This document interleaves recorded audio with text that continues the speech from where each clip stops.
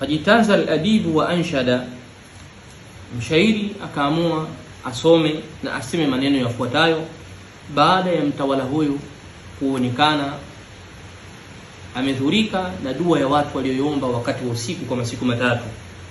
Mshairi akasema na kusema, atahza'u bid-du'a'i wa tazdarihi, ta'ammal fika ma sana'a ad-du'a'u, sihamu al-layli la tukhti'u walakin laha amadun wa lil-amadi inqida'u, fayumsikuha idha ma sha'a rabbi wa yursiluha idha nafadha al-qada'u.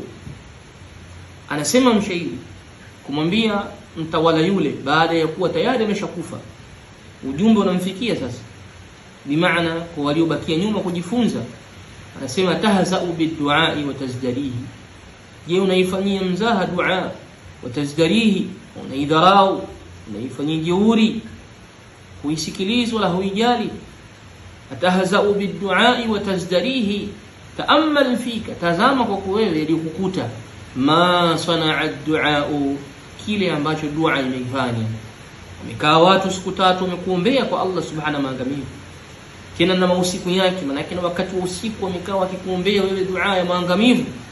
Ta'ammal fika ma sana'a ad-du'a'u, tazama kwa wewe kile ambacho dua imefanya. Sihamu al-layli la tukhti, mshale unaorushwa usiku hauwezi kukosa, walakin laha amadun, lakini huo mshale una kipindi chake. Walil amadi inqida'u, na kipindi kinafika wakati kinamalizika. Utakaa mahala fulani, utatawala, utafanya dhulma, utafanya ubaya. Walil amadi inqida'u, na muda pia unafika wakati pia utaondoka na kumalizika.